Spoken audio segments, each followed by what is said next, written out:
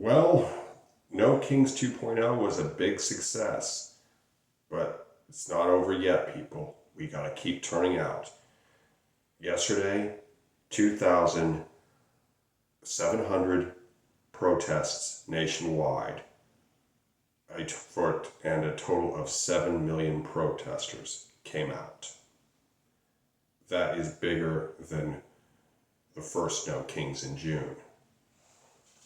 It was the biggest protest in U.S. history. Correct me if I'm wrong, but it was the biggest protest in U.S. history.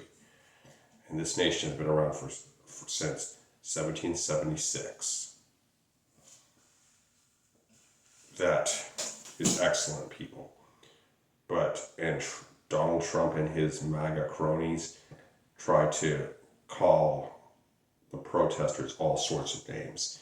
Antifa, communist, Hamas supporters,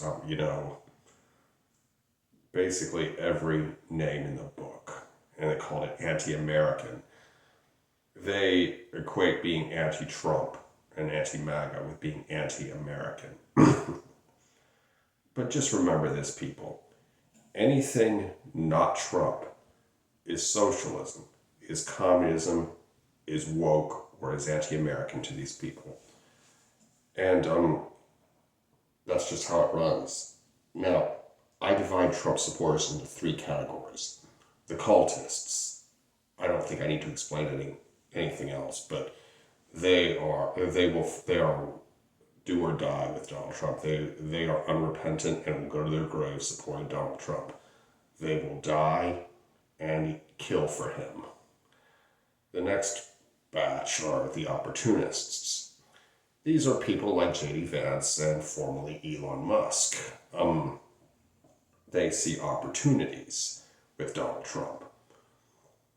And they will use him as their useful idiot. And I think Project 2020, the people at Heritage Foundation, the people who made up Project 2025 fall into this category as well.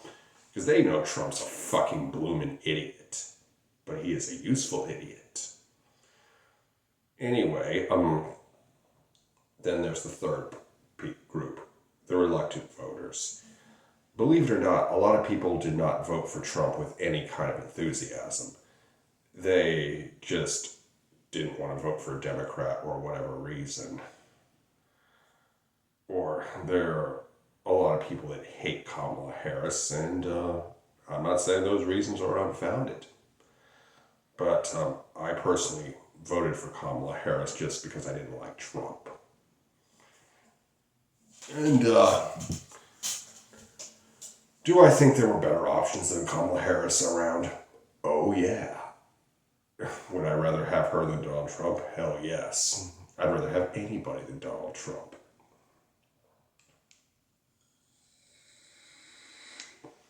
But anyway, we have to keep the momentum going. We were hugely successful today, but we must keep the momentum going. It's not over yet, not by a long shot. We need more people to turn out. We need more protests. The protests that occurred in New York City, the ones that occurred in Chicago, the ones that occurred in Los Angeles, San Francisco, Philadelphia, and Washington, D.C., those were massive. They were impressive. But we also need to spread out into rural America, which is I am. And you might be surprised how many people are sick of Trump in rural America. There are way more of them than you realize.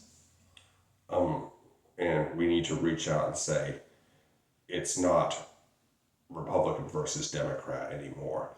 It's not right versus left anymore. It's not white or black, east or west, north or south anymore. It is America versus Trump. It really is. And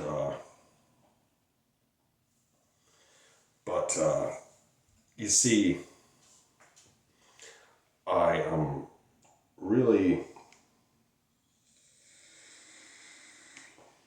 am happy about how today turned out. I was one of the protesters, but it was just really inspiring. Even though it was a small protest, it was inspiring knowing that all of America and a whole bunch of cities and a whole bunch of rural, even a bunch of rural towns, are rising up together for one purpose, uniting for one purpose, to end this regime. And I don't call it an administration, I call it a regime. And like Kamala Harris said, only in the darkest night can you see the stars. And